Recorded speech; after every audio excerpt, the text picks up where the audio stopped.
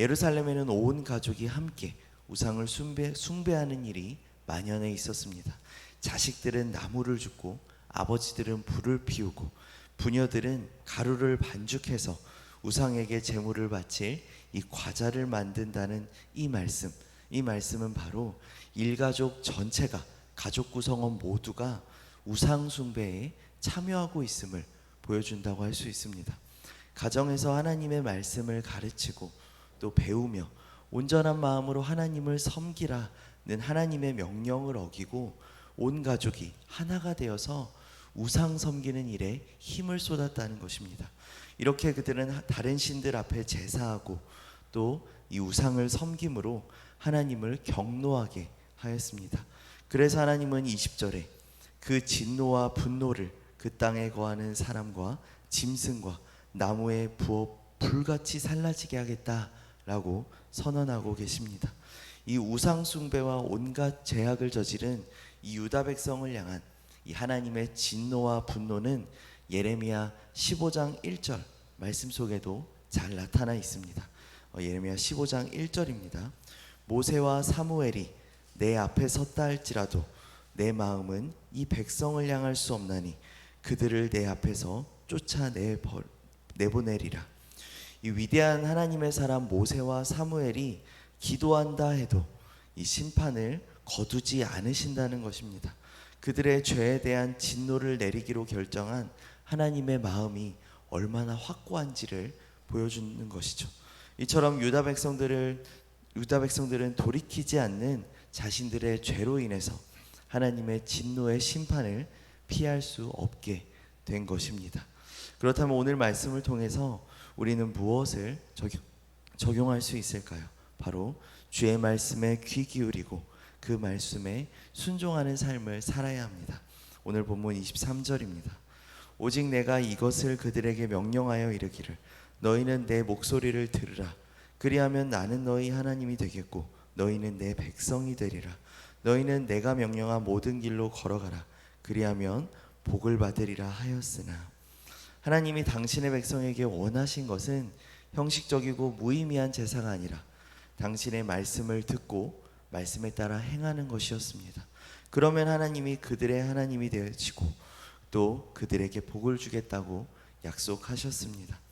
그러나 유다 백성은 그 약속을 지키지 않았을 뿐 아니라 하나님이 계속해서 보내신 이 선지자들의 경고의 메시지에 귀담아 듣지 않았습니다.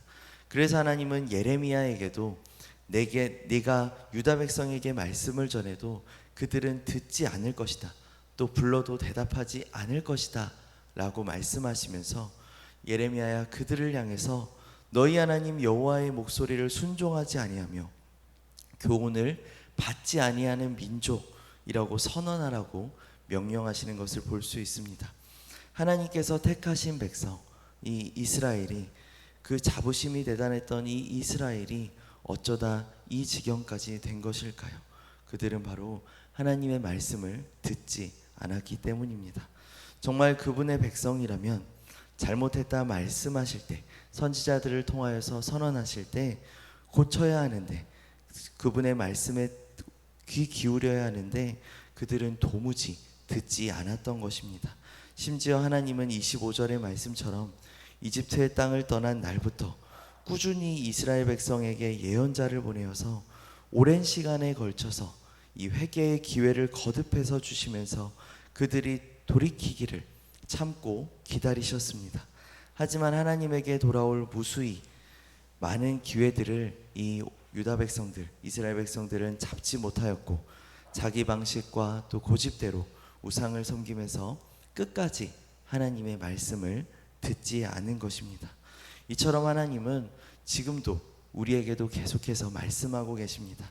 매일 묵상하는 말씀을 통해서 또 설교를 통해서 때로는 나를 아끼는 사람들의 충고를 통해서 또 환경을 통해서 계속해서 돌아오라, 회개하라 라고 말씀하십니다.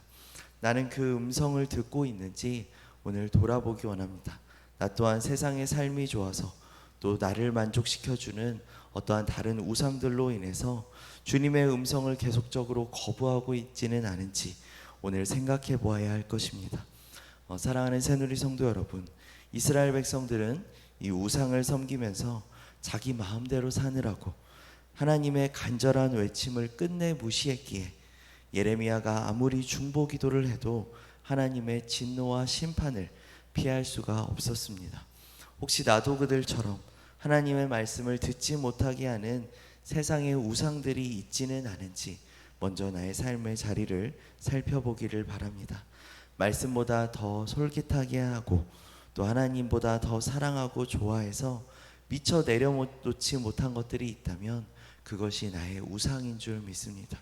매일 말씀을 통해서 하나님의 목소리에 귀 기울이고 깨닫게 하시는 나의 죄악된 모습을 돌이킴으로 순종의 삶을 살아가는 오늘 하루를 살아내는 모든 성도님들 되시기를 주님의 이름으로 축원합니다.